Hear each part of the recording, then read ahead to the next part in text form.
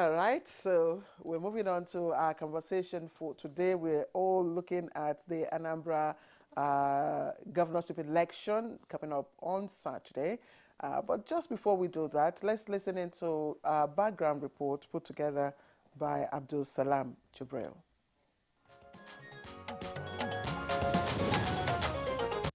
Usually, Anambra campaign used to be with a lot of fanfares and open outdoor public space activities. But with this whole issue going around us in security, then one had to look at other areas. Some of them are quite innovative, some of them are new, but some have always been there, like social media, robot calls, text messages. But it has actually also brought to fore a very important aspect of campaign, which is house to house, ear to ear, people to people. We're taking advantage of all those possibilities that we have been forced to use within these circumstances.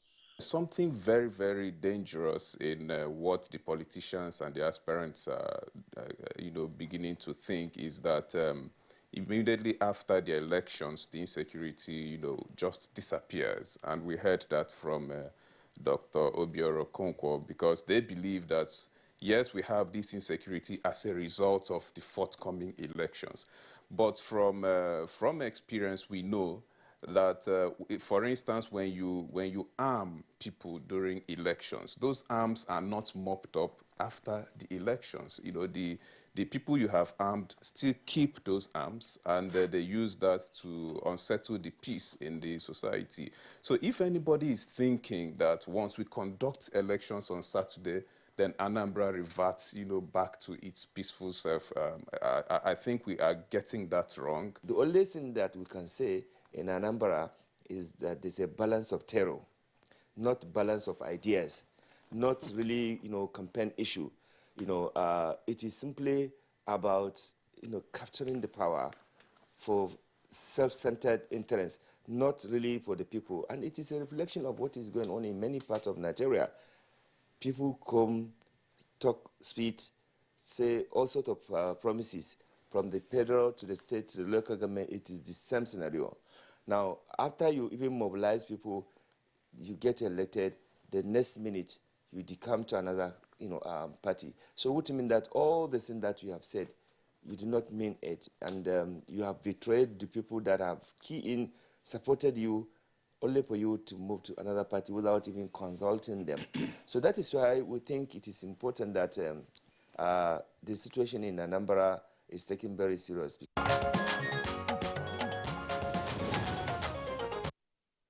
Well, those were some excerpts from the conversation we had yesterday. Of course, there were many more issues that the guests raised. Some of those issues, of course, have not been captured in the excerpts. Today, of course, as we indicated, we're having a new set of guests. And joining us from Awka, the Anambra State capital, we would like to welcome the governorship candidate of the People's Democratic Party, Mr. Valentine Ozigbo. Mr. Ozigbo, pleasure to have you with us on Good Morning Nigeria. Thank you so very much. Thank you.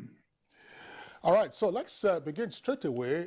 Tell us, what has been your experience on the field ahead of the elections? We do know that there are dark clouds over the state, and therefore the campaigns have not been ordinarily what we would expect or what we had witnessed in previous election cycles. What has been your experience on the field? Thank you. It's interestingly, it's been mixed feeling, I would say. On one hand, very disturbed by the level of insecurity we've witnessed, and indeed, Anambra has taken a turn that none of us, someone like me, would never have imagined we would get to, which the only thing I see here is paucity in leadership, absence of governance. What I see people do is apportion blames and nobody's taking responsibility, which is very unfortunate.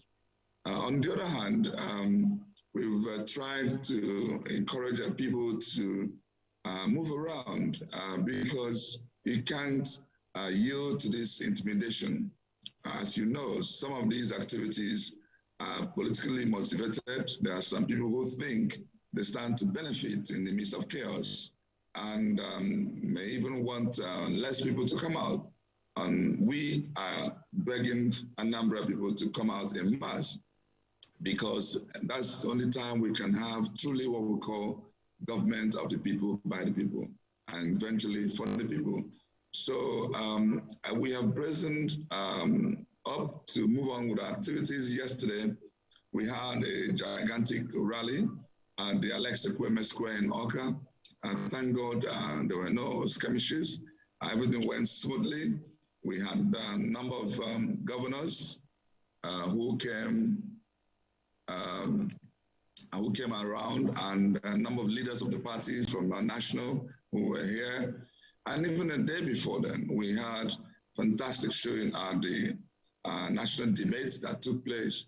And we've also been carrying on with our other local government rallies. So we are moving around, and including what we also do door-to-door campaign. So we are set for victory. We believe November 6th will be a landmark date where Anambra will start to witness a new dawn, where in our mantra, Anambra Gachawapo. This is how it's been for us. Thank you. All right. I'm wondering how, during the campaign activities, how you've been able to maneuver all the sit-at-home, threats and, the activities of the security challenges. How have you been able to maneuver and get, your supporters come out to listen to you? Yeah, so what we have tried to do is not to put anybody in danger. Like on Mondays, where you have sit at home, we try to take activities outside of Anambra just to make sure everybody is, peacefully, nobody is endangered. So we started visiting Anambra people in Aba, Anambra people in Asaba, Anambra people in Port Harcourt, Anambra people in Lagos, Anambra people in Abuja. And that's what we're doing. Even though the sit at home had been lifted, a number of people still play cautious, and they decide, you know what, I don't want to take any chance and just keep me away from this. So that's what we've been doing.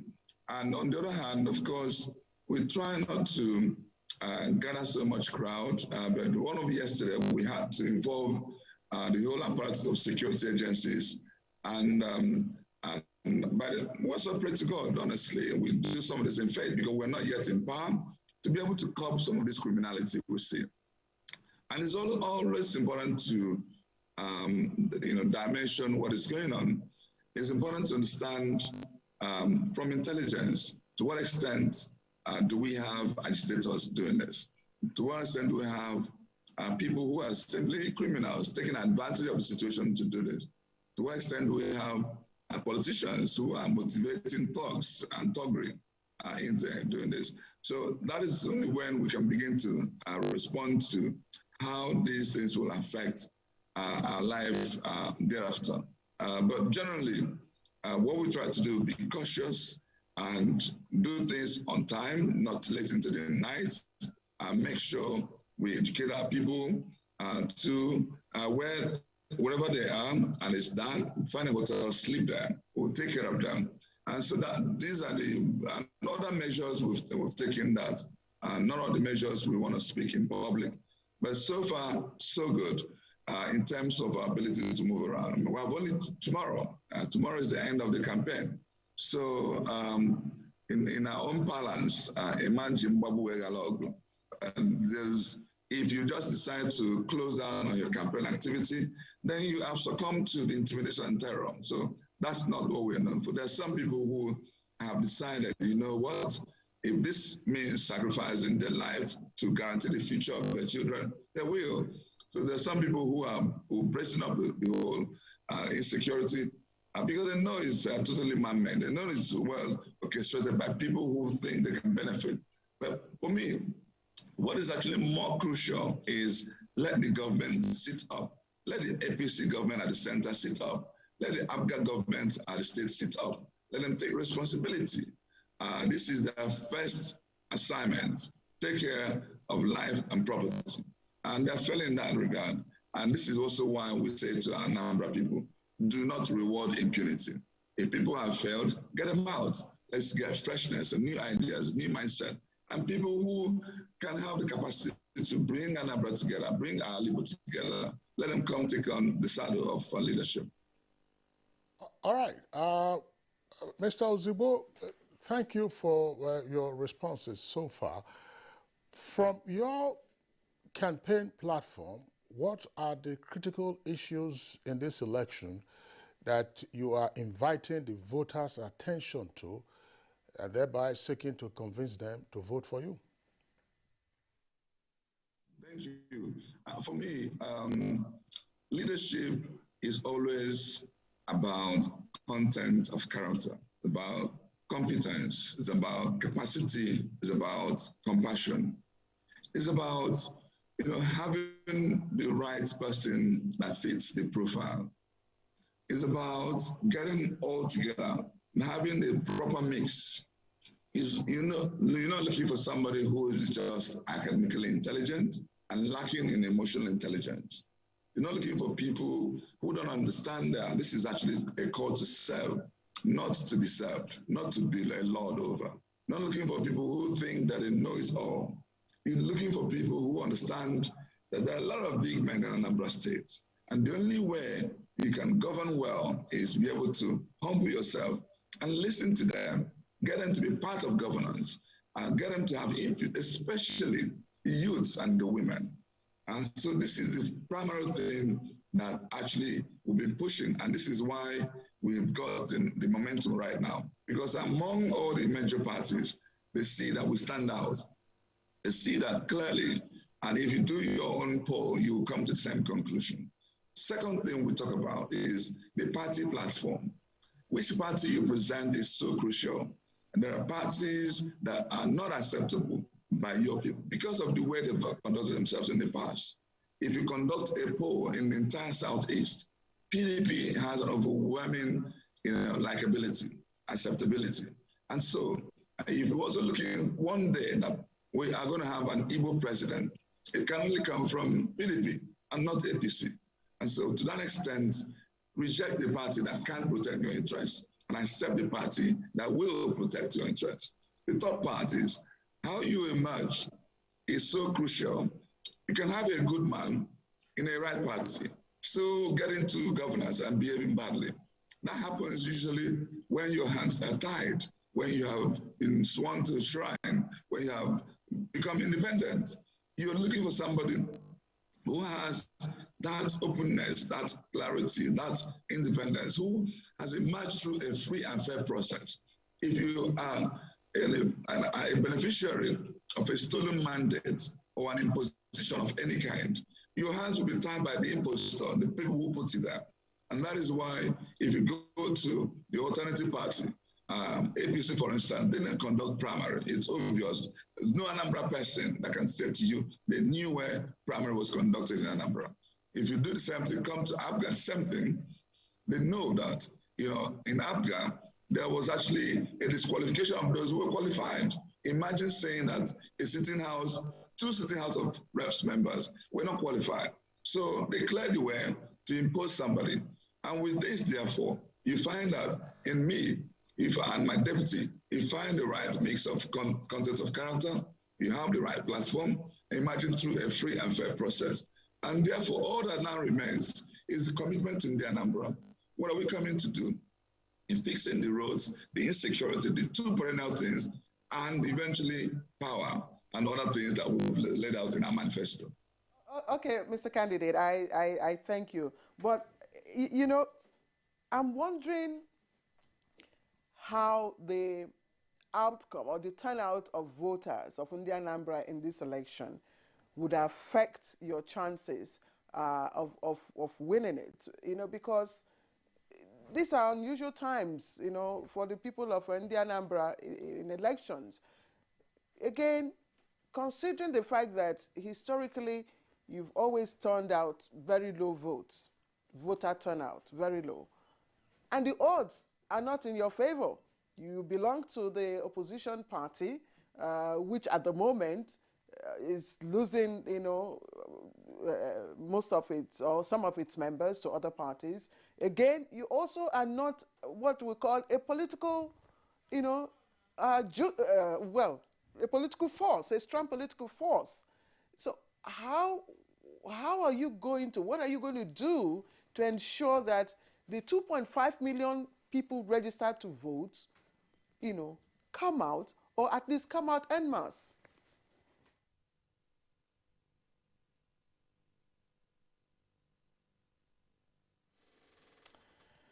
All right, let's welcome one of our guests here in the studio, Chairman Transition Monitoring Group TMG and Executive Director CISLAC, Anwar Musa Rafsanjani, to Abuja studio. Thank you very much for joining us. Thank you very much. We were here yesterday. Yes. Yeah, well, Rafsanjani, once again, we welcome you to this conversation. There were a number of issues we touched on yesterday, and today we are having the PDP governorship candidate as one of the first for today. Unfortunately, we lost the signal connection to him. The Zoom has frozen. If the Zoom is okay, all right, we understand it's still not okay. Back to Rafsanjani. Rafsanjani, one point that we would like to explore, some would say unintended consequence, in this case, probably salutary.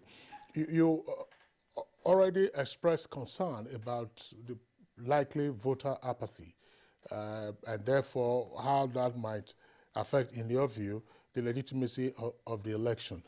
But is it also probable that with voter apathy and saturation of the environment with security forces, we might not see or witness see and buy? Thank you very much, and good morning, viewers. First and foremost, there are principles of free, fair, credible, and legitimate election. And it is very clear, right from the onset at the party primaries, which is the real, most fundamental things that must happen in order to ensure that the party flag bearers emerge with less contention, but on the basis of popular support and acceptability by the members. Now, as you may recall, virtually all the party candidates, they ended up in court with huge disputes, and those disputes were as a result of internal or lack of internal democracy and refusal to allow party members to exercise their fundamental across the parties. And this is the reason why we have been, at the Transition Monitoring Group, TMG, we have been pushing that there must be a reform of political parties in Nigeria, because the political party remains the only platform that Nigerians can, contest election. We do not have provision for individual candidature. But if you look at what is going on now, the nature of the campaign and the emergence and the way the party appears to be an individual business, which has actually defeated, one of the more major important things, because the party is supposed to be pushing and promoting candidates. Now, what you are seeing in Anambra, it is the individual, again, because of their money, not because of their ideas on how to fix the problem in Anambra State. That is what you are seeing, personalization. And by the time you even have the election and the governorship, declared, the result of the governorship, declared, when the governance starts, what you see is just a reflection of that individualism in governance. So what Transition Monitoring Group has been pushing is to say, look, we cannot continue to have the political parties the way we are currently.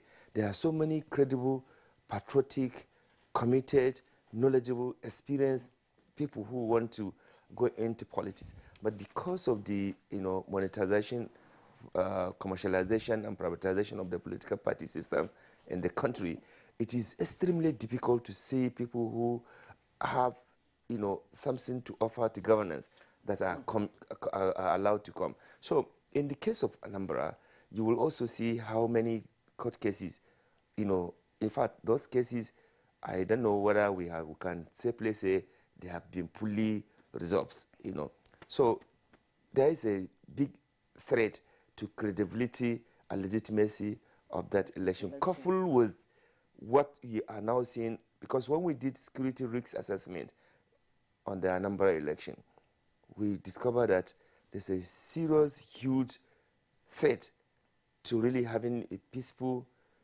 credible, fair election because of the over-militarization of Anambra State and because of also the role of militia or let me say non-state actors armed by different political parties, because it's not only IPOF that is a threat.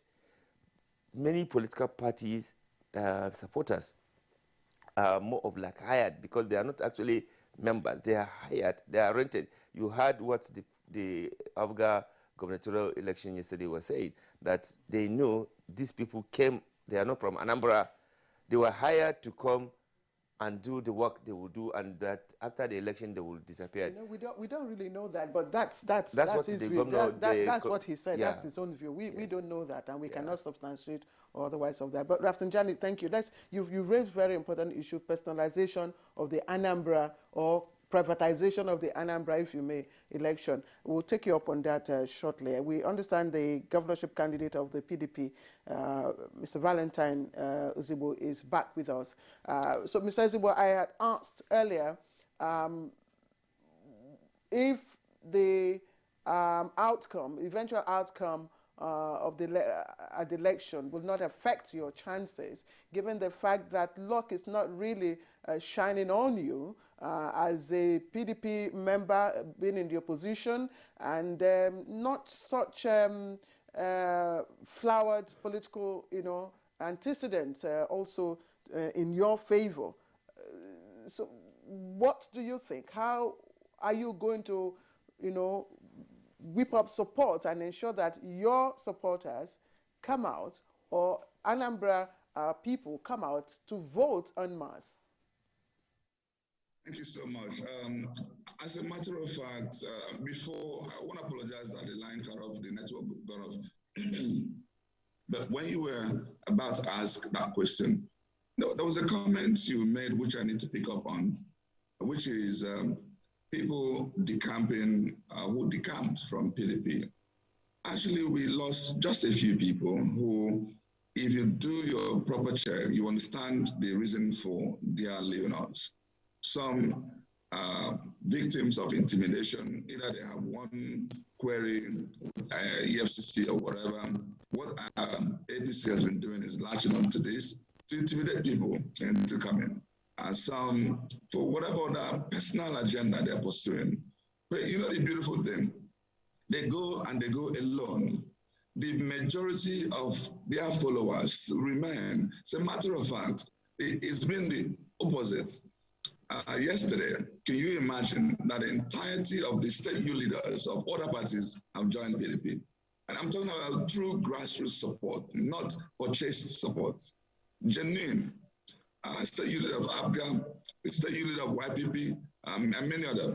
And in fact, in Aguata local government, where three of us from, West Soludo, Anjuba, and myself are from, the entirety of APC structure collapsed, including the ward chairman of Oga Ward 1, Oga Ward 2, and not just the ward chairman, the entire executive. So there's no APC in Aguata right now. And that's the beauty of the momentum we're building. So what I'm telling you is that we are actually on our way to victory.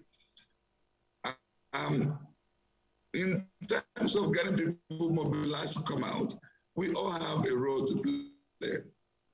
The media has a role to play. So what I'm telling my supporters, come out in the 5,720 polling units. We're all going to have movement restriction.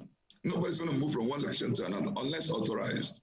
To that extent, we're going to have a free and fair process. Yes, demilitarization notwithstanding, just come out from your home, move to the closest place, which is your polling unit, vote there, remain there, cast a vote, and go home. There's nothing, no more. So if you do this, it may affect the number of people that may come out, but still a good number will come out to ensure that we emerge victorious.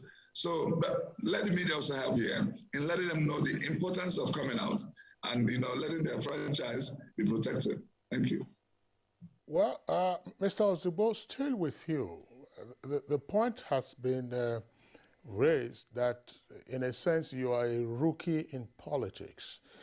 How, if you win, do you intend to govern a politically volatile state like Anambra? We have seen the history of that state since 1999, and in a number of instances, it's not been palatable. How do you intend to govern? And more particularly, there is a clear issue about the economy of Anambra being prostrate at the moment. How do you hope to re-engineer it?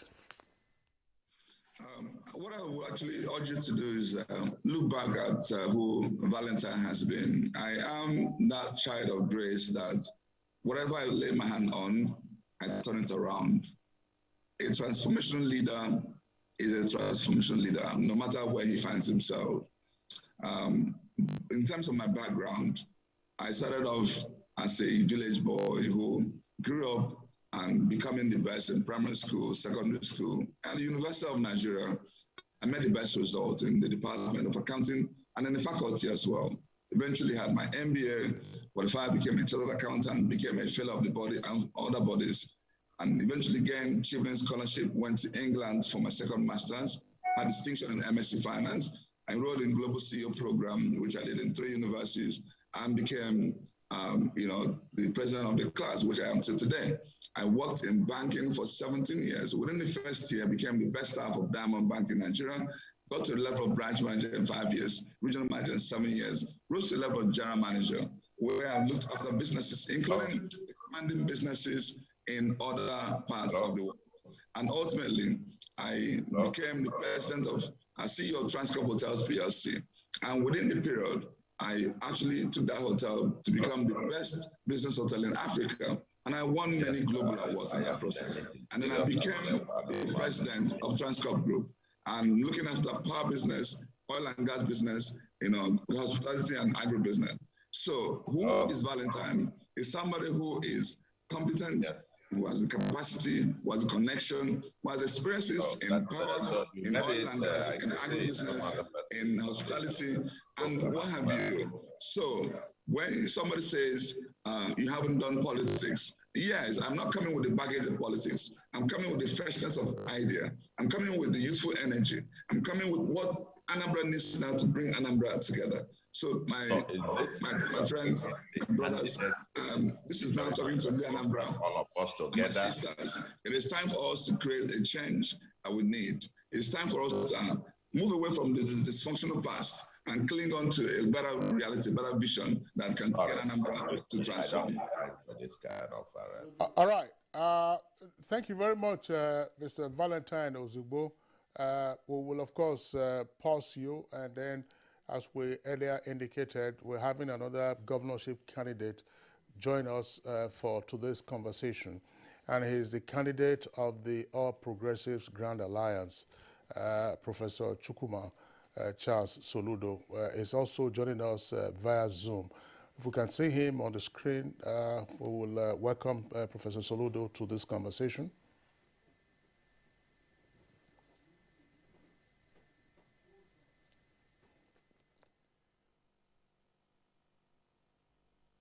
See Professor Charles Soludo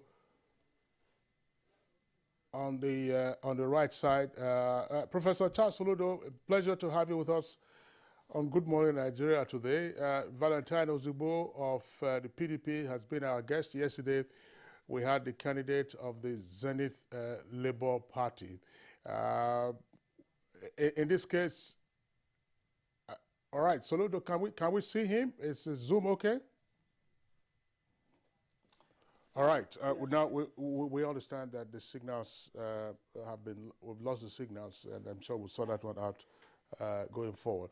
But back to the studios here, Rafsanjani, the question I asked you had to do with an unintended beneficial effect of voter apathy, assuming that occurs on Saturday. I was saying, is that likely, therefore, to diminish the incidence of see and buy, which has been a menace in our elections in recent decades? No, because the whole process has been commercialized. That's the truth from the party primaries. And, up to this moment, it is still that is working among the various political parties in this election in Anambra. So the vote buying is still very much in pause, and that is one thing that is really going to also touch the fact that we in Transition Monitoring Group, we've been, sensitizing and educating, in particular in this election, the Anambra people, not to allow their conscience to be bought, not to allow anybody to come and bring peanut for them in the name of buying their vote, because that their vote is what will help to change whatever they consider as bad governance or good governance that will come. So if you go and allow politicians to buy your vote with the peanuts, you have lost your freedom. And that is very, very important for people to understand that if the moment you sell your vote, the moment you have disconnected yourself with even the candidate or the government that will be in place, because they will tell you they've already paid. So it is important that electorate understand the consequences of selling their vote.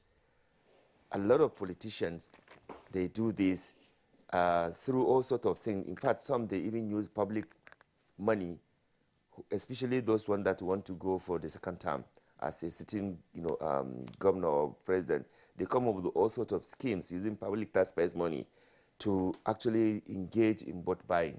We've seen so many, of such kind of thing at the state and national level. So vote buying is still going on in Anambra, despite the fact that, many of the political parties or politicians are virtually hiring what they call, because they don't even believe in the Nigerian security, because the Nigerian security, they themselves too, they are even afraid to go to some places. So they have, these politicians, all of them, they have to hire their own militia. So the worry that many people are having is that the clash between different, militia groups in Anambra will also, cause many people not even come out. That's beside the threat or rather the instruction given by the IPOP that people should not come out. And of course, even on a normal Monday, directive, people will comply with that, instruction. Now, not talk of when the place has been over-militarized. You have, the number of policemen that have been deployed. The number of army that are there. The number of DSS that are there and other security forces. So the people that will come and do the election, they will be tiny. The place will be populated by militia, IPOF, and army, the security in Nigeria. So the real people that are supposed to come and do the election have been shortchanged because have already been intimidated. The environment is not, safe for them to come and exercise their fundamental right, even though you are supposed to, vote within your own polling unit. But to even come out for any of those people to cite you, because if you are not their member, they will consider you as a threat, and therefore they may go after you. So it is a very terrible situation that has been allowed to linger and escalate the way it is, And all this, if the political parties, for example, in Anambra, they meant well, they could have done things in a manner that they can de-escalate the tension and focus on issue-based. But the absence of, issue-based politics in this election in Anambra is also one of the major challenges. Exactly, that's what you earlier said, and all that you have said is worsened by the no message campaign that which you said. Talk to us about that. How is it that there are no messages, or is it that the messages aren't getting to the people? The Transition Monitoring Group, along together with other civil society organizations, they have actually been doing their best. Ideally, political parties, they're supposed to engage in public and civic education, but they are not interested. What the political parties and politicians are interested is capturing the power. So in terms of educating the electorate how to vote, how to ensure that they do not do anything that will even invalidate the vote, how to do anything that will cause violence or even dispute, they are not interested. So they left that to civil society organization and occasionally to the media. So the civil society, with their limited finance and human personnel, they are doing their best, but they cannot do everything. So civil society have been sending messages, ensuring that everybody should come and exercise his or her fundamental right and obligation by coming to choose the candidate that you sincerely believe that can help transform Anambra State from whatever you consider it, whether from the economic backwardness, because like it been said, Anambra was one of the shining states where you have factories, manufacturers, but today, based on what one of the gubernatorial candidates said, everything has gone down. Also, there's something with the security, and so many developmental instances, they've all gone down. So you as a voter in Anambra, you need to think very well, not because of the little money that they will give you, to vote, but to see, to project the picture of the state, how the state can transform socio-economically and politically stable. Okay, let's just put you on hold again and leverage, the connection we have via Zoom with the PDP candidate, Valentine Uzigu. Mr. Valentine, sorry about the disconnection. It's one of those things about technology. I know that you've been talking about what you can do or the promise you hold for Ndi Anambra. And in one of your in one of the interviews you granted, you described the 16 years of the incumbent government as, in fact, not just broken but shattered. So I want to take it that you do have a strategy, you do have a working framework of how you can fix what had happened in Anambra in the past 16 years from your perspective, and you also have sources of financing what you have planned out to do. Thank you so much. Quite frankly, I don't think governance is anything that difficult. It's really about coming out with the right frame of mind, the right mindset, right character, and listening to your people, understanding where it hurts and pains them, and responding appropriately and effectively. It is actually that simple.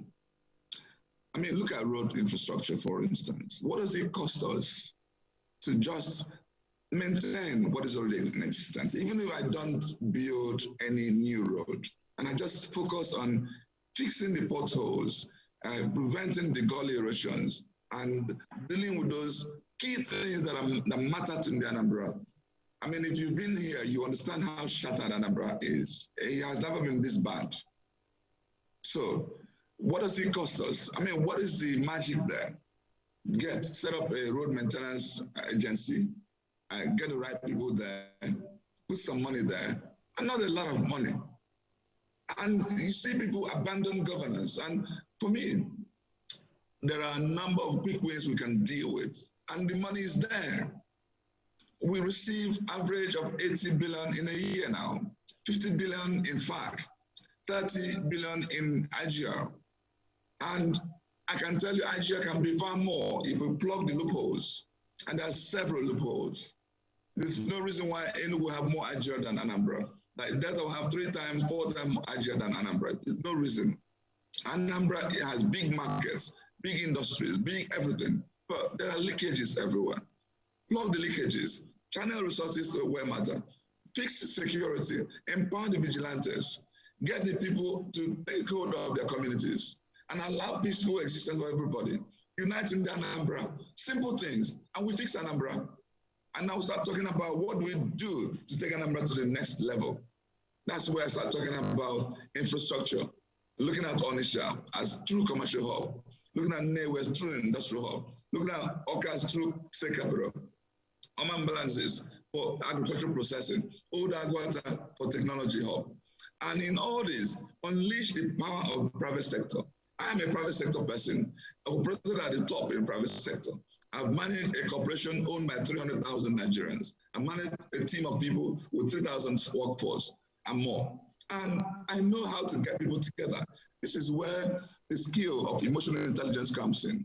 Once you know the sensitivity, a number of people are wealthy, make them be part of governance. Let me tell you something else I said about roads. I went to Ojoto where I was invited to commission 5 roads, and I told them, when I get back to power, when I get into power, I'm going to visit Ojoto. One of the first towns I'm going to visit Ojoto, and I'll tell them that measure the number of kilometers you've built here. If they've done 5-kilometer road in Ojoto, I will award immediately 5-kilometer road in Ojoto. Well, do you know what I'm trying to do? I want to inspire all this wealth that we have to work for us. Let other people say, no, let me do mine so that we can match. Let poor people say the same thing. Let Oga people say the same thing. By the time you do that, everybody's being part of governance, part of a building infrastructure. And where there are people who don't have people that can build for them, it will be few. And we cannot go and use state resources to deploy and get that done. Just bring your ingenuity, creativity. And that is why when people say you're a rookie in politics, it's actually a positive thing. Because I'm not part of those corrupt past, dysfunctional past. I'm not to be held responsible for the bad thing we've witnessed. This is when you have your mindset, freshness of idea to cope our dysfunctional system. So please, I'm also using this to say to Anambra, indeed, when we say Anambra Chawap, we mean it. And it's going to affect the poor, we're going to affect the students, the youth, and the women, everybody, because we'll get Anambra to work for us again. All right. Thank you very much, Mr. Ozugbo, for your response. That's an issue that I would also like you to address. We have seen, particularly since the advent of the Fourth Republic in 1999, the emasculation of local governments. We have also seen at the state level the majestic tendencies of governors who almost invariably also emasculate the state houses of assembly. What will be your relationship with the state house of assembly members, and what will be your relationship with the local governments to free the energies and talents in those other layers so that they can be contributory to the ideas that you are espousing and you may have also to the electorate?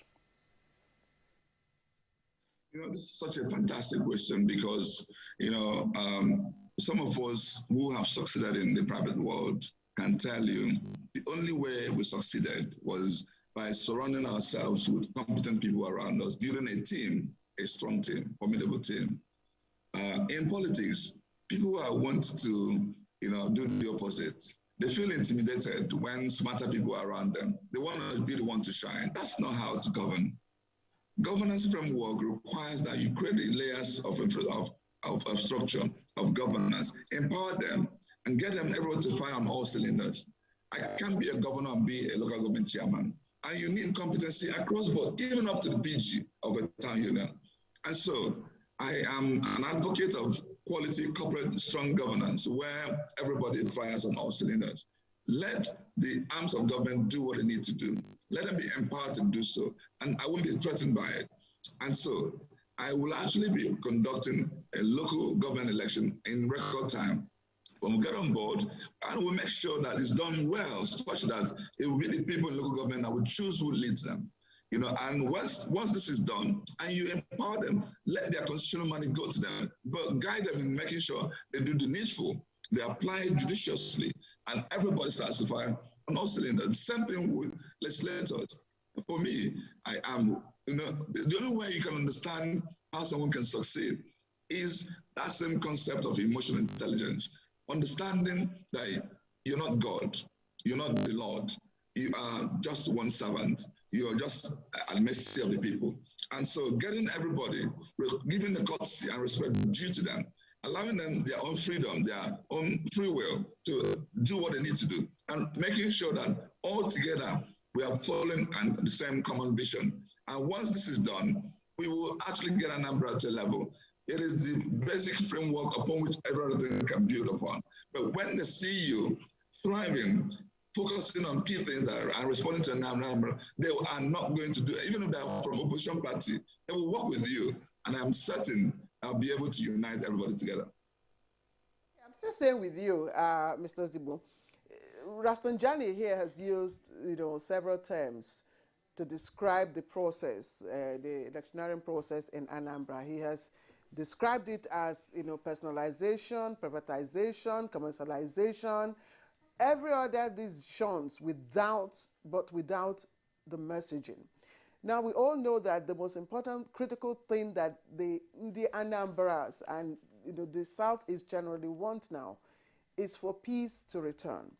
So what is your message on how to address the issue of insecurity and restore peace so that in the Anambra, that are mostly businessmen, can go back to their normal activities? So much, and I do totally agree with some of what he has said. The only thing that I need him to also understand is some of us are not in this race because we have the money to waste around, and also we're going there in pursuit of money. As a matter of fact, I am one of those who feel that Anambra ought to be where a son of nobody can be something. And the only way to do this is to allow a free, fair, open process. And in fact, leveraging on the power of technology, there are a lot of initiatives I'm going to push. But we realize that you can't change anything from outside. You can only change from inside. So get in there first. And it's in a way, play also the type of politics in terms of, to what extent, spend a little bit more money than ordinarily you want to spend. But I'm hoping that my successor, the person that come after me, will have a better environment to operate with. And so this is the reality. We've got to tell ourselves the truth. I am having the momentum today, not because they see me as having the most money. I even tell them, if they give you money, take it from them. For God's sake, it's our money. Some of these are stolen money from the coffers. Take the money, but still vote the right. Vote competency, vote character, vote process. And this is what I represent. And a number of people are buying into it. So in terms of my message on insecurity, quite frankly, I've spoken about it already. And peace, it starts from, you have to give what you have. Look at every single one of us and imagine who is more peaceful. Look at our past, where we're all coming from. Who has not gone to his own villages and ruffled? Incidentally, if you bring all my contenders and just do a little background check, it will show clearly that indeed I have the most to give because of what I've done in the past and my, orientation of the past. But beyond this is the experience to govern and ability to get the right people together. We want to take Anambra to where it used to be and beyond. And the only way we can achieve this is focus on security. And that things we need to do in the immediate, in the medium, and in the long term. For now, just make sure we empower who we need to empower, the vigilantes, the communities. Make sure we hold people accountable when wrongs happen. Make sure we leverage on intelligence. And then we move from there to fixing, things that are around us and protecting our borders, and ultimately looking forward to achieving state policing at the legislature. This can happen in medium to long term. And when we do this, we can tell you things can move better. Don't forget, I've worked in an environment that I consider the most secure in Nigeria. And I did this by empowering people who are there, holding them accountable, and partnership. I went into partnership with the likes of the US Embassy, Israeli Embassy, UK Embassy. People who have done it well. There's no way the reason we cannot replicate something similar and bring domestic solutions that work. But even more, let us make sure we resolve internal crises. There are actually things that kill more than this criminality we talk about. When you have two communities warring, burning houses, creating mayhem, how is it that we have governors who cannot sit together with these people using dialogue to resolve issues? I will apply a lot of this, knowing fully well that we can't make progress without peace. And therefore, emphasis will be on peace when I get in there, by the grace of God. All right, Mr. Ozigbo, the security and peace imperatives are critical to the elections and then also going forward. But in the course of your campaigns, what have you picked up as the yearnings and desires of Ndi Anambra? I went around 21 local governments even before my primary, up to 7 times. And you know what I used to do? I would go there and ask them, because I am a good listener. I said to them, what do you want from your next governor? Where does it, not that I wouldn't have sat in my, I would have sat in my comfort of my home and imagine what they wanted, but it's important that we hear from the people. From this, you'll find that the 2 most critical things that always appear is security and roads. But then we started seeing other peculiarities. You'll find that what the men may want may be different a little bit from what the women are saying, what the youths from what the elders, what the people in Omambala may be from what Onisha or Aguata. So what we have tried to do is to find those peculiarities so that when we start to solve issues, we're solving issues that are at the heart of them. Somebody who is in Obaru would understand what the flooding means, unlike somebody who may be somewhere in Newi. Somebody who is an Omamba may deal with issues of agriculture more than somebody who is non-Isha. So we are dealing with things like that. That's why we evolved 3 different approaches. We have the cluster approach, and I've mentioned the 5 clusters earlier. We have the partnership approach, and I've mentioned that earlier when I spoke about Ojo to Road. We want to use partnership to bring the wealth of Anambra in solving 3 key areas, which is roads, education, and health. These are 3 areas we feel we can bring their own resources, and we will match, and we will celebrate them. We'll make it trendy so that people now can begin to brag about how many roads they've built are attracted, how many schools they've built are attracted, how many hospitals they've built are attracted. And this will be our basis for our relationship with them going forward. If somebody who has done this is entering the government house and looking for any favor, I will listen to him more than somebody who has 20 Rolls Royce and has nothing to add to it. So let them brag about the things they've done for the communities. And sorry. So if we do this, you find that we will ultimately get Anambra to where it ought to be, quite frankly. Thank you. Very much governorship candidate for the People's Democratic Party. Rafsanjani, let's look at, okay, yes, I'm sorry. We'll take a short break. When we come back, I'll now take my question to Rafsanjani.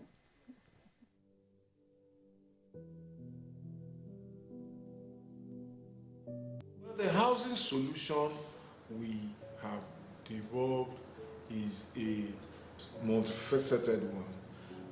First, we have tried to lead a program to build what we think will be an acceptable and hopefully affordable housing type based on surveys we did in 2015, 2016 and construction that started in 2017. And that's going on in 34 states as the National Housing Program. This message is from the Federal Minister.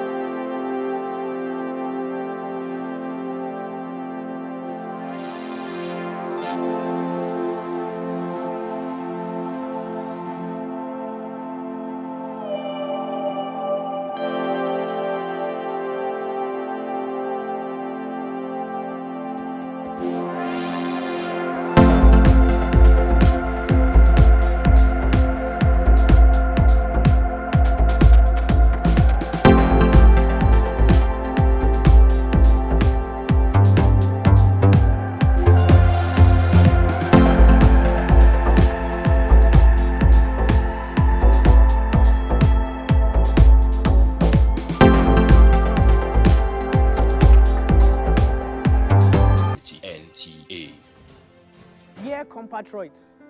Our country can be as great as we want. Let us all commit ourselves to its greatness. We must be willing to set aside our differences, unite and stay as one. In our expansive landmass, human and material resources, and plurality lies our strength. Let our challenges lead us to rediscover our common ground.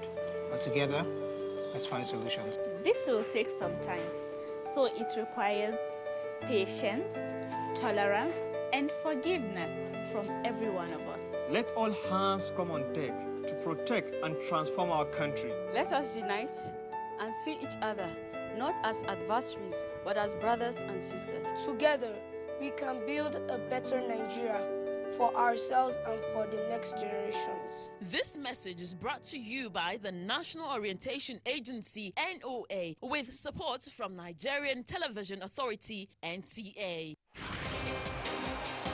Chelsea will be hoping to continue a hat-trick of victories against teams in the relegation zone when they welcome Burnley to Stamford Bridge. Will they succeed this Saturday? It's Chelsea versus Burnley on the Premier League Live, showing on the network service of the NTA from 2:30 p.m. The Premier League Live is brought to you by Baba Ijebu and powered by Integral.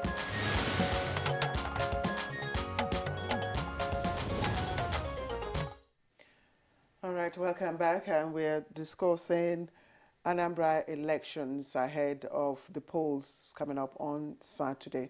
We have Rafsanjani here with us, Awal Musa Rafsanjani, Chairman Transition Monitoring Group, TMG, and Executive Director, CISLAC. I was going to ask you a question before we went on break. What has your monitoring lenses revealed about the role of Godfatherism in the Anambra election? Is it visibly at play? Thank you very much. Yeah, so TMG, we have been observing the processes, long before even the date has been set out for the gubernatorial election, because we also observed what happened at the primary, election. And we also observe the court processes, as well as now, the pre-election that is going on now, including the debates, and all the conversation that is going on there. So, as a matter of fact, Anambra State is, you have, the candidate that they themselves, they are godfathers. Because if you look at most of the candidates, they are extremely rich people, which means that they themselves, they are godfathers of themselves. So apart from some few of them, that, because some are richer than the others, But some were handpicked. Yes, so it is not just about godfatherism, it is a business interest relationship. Some of the people, like the Labour Party that have left PDP, you see that himself is a godfather, who is now currently the gubernatorial candidate. He was here yesterday. He himself is extremely rich. So there's nothing like somebody sponsoring him. He's sponsoring himself, you understand? So what is there is that there's a partnership between one group of rich men and women and another, candidate to, be able to capture the power, so that by the time, they capture the power, they can find a way to, do more business together.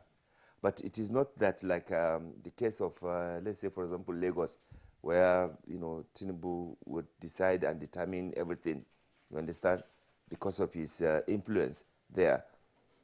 If he said this is who is going to be governor, you can be rest assured. But that is not the case in Anambra, because they say, everyone is big, enough to take that, responsibility. So what you see is alliances, political, alliances, or rather business alliances, because sadly, our observation revealed that it is not more about really, governance. It is more of really taking the power to assert yourself and probably improve on your business empire. even the other person that was being seen like a saint in, the former Anambra governor, you see how he ended up in, in this global scandal. His name appeared in the Pandora papers. And that is the implication of actually without alienating or depriving you from your right to participate in political process. But why can't you, since you excel in a particular area, why can't you concentrate and then you can actually work together with other people who have much better experience to do. But if everyone say he or she want to be the one, then we will lose opportunity of having people probably that have more experience, that have more competency, that have more capacity to govern both at local and state as well as national level. So are we in that wise degenerating? We've been trying to check the impact or influence of godfatherism, and now we are having what you may call moneyfarism or something. No, what we are seeing now is we are degenerating because the dirty money in politics is what is playing around now, both at local, state, and national level. And that is why TMG, CISLAC, Center for Democracy and Development, and quite a number of other civil society are determined to ensure that they raise necessary consciousness of Nigerians to ensure that the use of dirty money and illicit financial flow are not used for subsequent election in Nigeria. Because when people are stealing money or people they have unexplained wealth, they bring in into the election, they capture the power, and when they capture the power, what they will do is not governance, is to think on how to replicate those money again. Rafsanjani, thanks for your perspective, but we're not making any presumption that the candidates in the Anambra governorship election are being powered by illicit funds. Are we assuming that the money that is involved in the Anambra election now is dirty money? The point you've made also, Rafsanjani, about look, if you're already a success in one field, let's say in business, why don't you stay in your lane? But Ross Perot was a very wealthy American, and yet at some point he sought to be president of the United States. We've said Nelson Rockefeller was pretty wealthy, and at some point, of course, he also tried to lead the U.S., even though he was governor of. Trump has been participating in the political processes, and then of course, but we have seen also the case of Trump. Well, let's get back to the PDP candidate, Mr. Valentine Ozigbo. Mr. Ozigbo, back to you. One issue that analysts, of course, have been concerned about, and I'm sure at some point, even the most interested outsider probably lost track of the cause of the litigation arising from the primaries. Is there a sense in which those cases might still have a role to play in the eventual outcome, even after someone is sworn in and then you said, no, this is not a rightful person to have been in office? Do you have any concerns about the acrimonious primaries and the subsequent litigation? Thank you so much. I must, say how disturbing it is when people just go to court based on frivolity. Look at the case of Andy Uba versus myself and INEC and PDP. You did not participate in the primary. You decided to do what the Supreme Court now has called naming ceremony in a location unknown to everybody. And you chose that part. And then you started making claim that you are now the candidate. How did even a lawyer take such a brief? How did a judge make such a judgment at the High Court that would now have to start repealing at the appeal court and then eventually the Supreme Court? Now they've been awarded damages, which unfortunately they are yet to pay, and they need to pay that money because I need to take care of orphans and and widows. And that's what I intend to use that money for. So the point is, people just decide on their own. Somebody went to court because they saw in my NMI certificate that my name is Ozigbo Valentine C. They want to know the meaning of C, even though they know it's Chineto. But then that's the reason for going to court. So anyway, I thank God we've been able to achieve a lot that is landmark. And the appeal court, INEC has now been warned that you don't just, you monitor the primary, you made your report said this is the winner. Why would you now obey frivolous court order? You know that will end up at Supreme Court. Why didn't you wait for it to end before obeying? And so no longer will useless court orders be adhered to by INEC because a precedent has been set by me, by my case. So I thank God for it. The same way at the Supreme Court, the lawyer, the senior advocate that represented the other party was warned in a new climb, you will be punished for bringing such case. Something has been adjudged severally. That's only the National Working Committee of a party that can organize primary. Why would a quasi-state whatever do something and you are taking, you're wasting our time in the court? So we have settled these issues that are in the past. But I know that they are going to be warming up when we win on Saturday. So we are going to be ready for them. And these are cause of electioneering that we cannot actually stop and prevent. But there's something that your guest there, my good friend, said. You were reporting about illicit money. Indeed, there are a lot of illicit money making rounds in Anambra State. How can you see a House of Assembly candidate, House of Assembly member who doesn't earn up to 10, 20 million in a year? You pay him 100 million to decamp to your party, and you think that money is not illicit. If it's legitimate, you cannot spend money for policy like that. How can you offer 200 million to 500 million to House of Reps member? For what? Just to decamp. Because of what? Desperation? Please, let's just stop this. Let's call out people who are doing this. Go make your inquiries. Go make your investigations. These people that decamp, how much were they paid? Let them, because the facts are everywhere. Some of them are ready to speak. Some of them are ready to even decamp from there again. So let us curb these things when we see them. We can't continue like this. That's not how to evolve as a people. It is really unfortunate. Because let's do something about it. Media, you have a role to play. Thank you. All right. Thank you very much, Mr. Ozigbo, for the amplification you have provided. We tried to play safe in the first instance when Rafsanjani was speaking, but now you are alleging that hundreds of millions of naira got spent to woo people to the camp. I mean, one logical question that will arise will be, maybe you have evidence of the receipt for the transactions, unless the money also went through illicit routes to them. But let's come back, Claire. I still want to take him on one question because he's the beneficiary of it, and that's about zoning. Almost all the candidates, maybe except one or two, is not from Anambra South. And it appears that's the zoning for the governorship election. So I'm going to ask you, what is your perspective about zoning and power sharing? Before I get on there, please, let's do the journalism work of investigation. I can tell you, you have hundreds of evidence to back up what I've just said. Don't take my word. Let your investigators go on ground and confirm what I just spoke about. I know a number of NTA workers in Oka that are fully aware of what I was just spoken about. Now, let me go on to zoning. I am an advocate for fairness, equity, but at the same time, competency. I honestly feel that we can achieve both at the same time.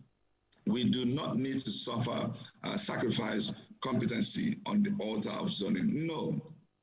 But we also don't need to marginalize people on the altar of mediocrity, and it must be me and me and me. In Anambra, it was evident that if any party would, posit any candidate, not from the South, and this is from the polls that we conducted, it was obvious that the entirety of Anambra, it wasn't the Anambra South people saying it is our turn. It's the entirety of Anambra, Anambra Central, Anambra North and Anambra saying it's fair for Anambra South to be the next. So the question here is, do you have competent people within that zone? If you had a case where there was a more competent person in Central or North and there's somebody weaker, I can understand the issue. How much, in the case of this election, we have the most competent person in the same zone. So it only makes sense that if you wanted to win the election, play to the sentiment and emotion of the people. If you go contrary, then you're playing God. And that's exactly what happened. When some of our people who are now in other parties, like Zenny Labour, Obiora Congo, and we told him, don't bother, don't waste your time. But he went on and he saw the end and still went into another party. He will see what is happening again. Respect the will of the people. This is not about who you are. It's about what people are saying. Do your poll and align appropriately. So in conclusion, because it's not just about Anambra election, going forward, it's also going to come, even in the presidential election, let's find people who are competent and also within the right zone so that fairness and equity will be adhered to.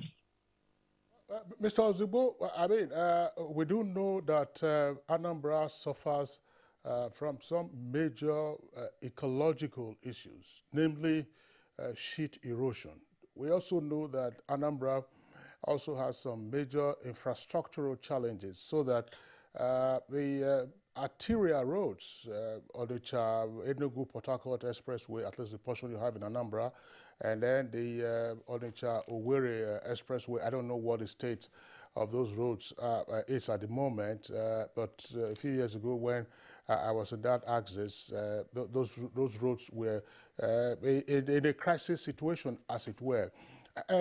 Questions have often been asked as to the networking between the state and the federal government. We see some states who decide to undertake repairs of federal roads awaiting reimbursement. We also see now the tax credit that companies are getting. Tell us, what do you intend to do to ramp up your interaction with the federal government to accelerate the infrastructural upgrade in Anambra with regard to roads, and more particularly, reactivating and ensuring that new map, which has been dealing with erosion, gets more successful results? Thank you. This is something that is at the heart of a lot of communities, a lot of local governments, especially where I come from. The old Agwata Union, Urumba North, Urumba South, Agwata, and also even along the other people of the coastal area. They are at the mercy of a huge erosion menace.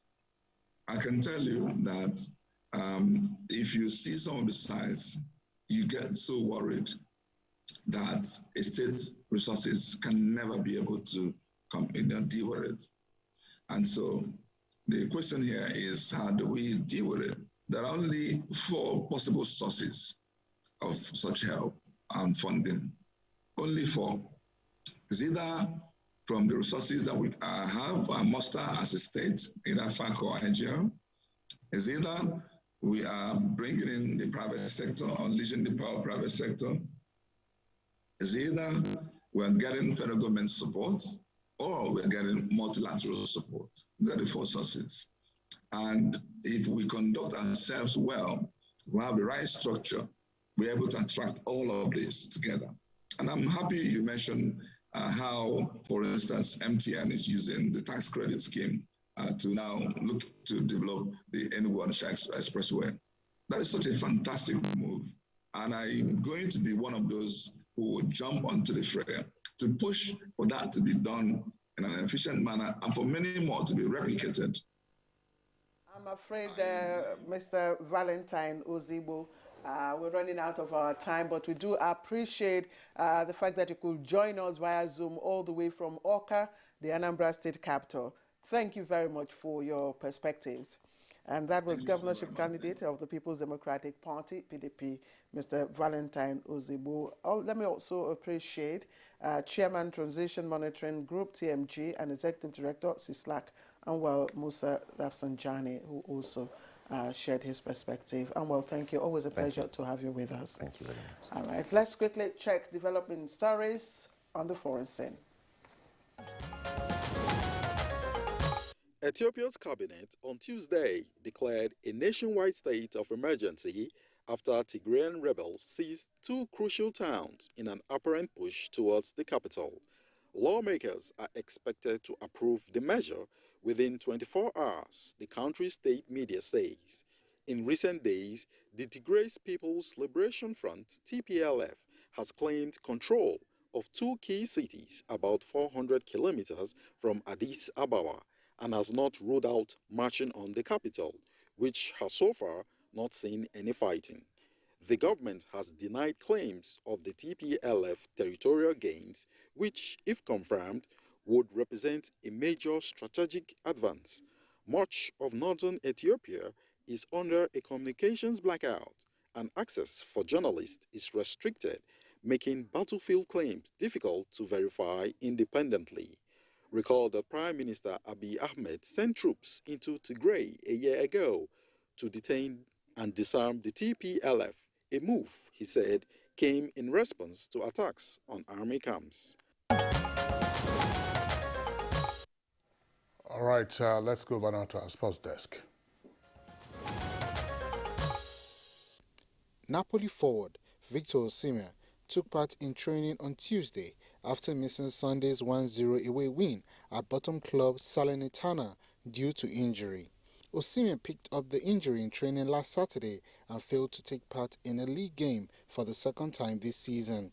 It remains to be seen if the Nigerian international will be fit for Napoli's Europa League away clash against Polish club Legia Warsaw on Thursday. The 22-year-old has scored 9 goals in 12 appearances across all competitions for Luciano Spalletti's side this season. Former FIFA President Sepp Blatter and erstwhile UEFA chief Michel Platini have been charged with fraud and other offences in Switzerland. Swiss prosecutors say Blatter unlawfully arranged a transfer of 2 million Swiss francs to Platini in 2011. Prosecutors say the payment damaged FIFA's assets and unlawfully enriched Platini. Blatter and Platini now face trial at the court in Blazona. The case was opened in September 2015 after FIFA was dogged by accusations of widespread corruption. Both Blatter 85 and Platini 66 have denied any wrongdoing. All right, so that's it for us on Good Morning Nigeria today. We appreciate your being with us. The program returns tomorrow, same time, 7 o'clock in the morning. To take care of yourselves. I'm Kingsley Osadolo. And I'm Claire Adilabu Abdul Razak. We always appreciate your presence every morning and ask you that you join us again same time tomorrow. And also join us in our fight against rape and rapists. From all of us here at the production crew, have a great day.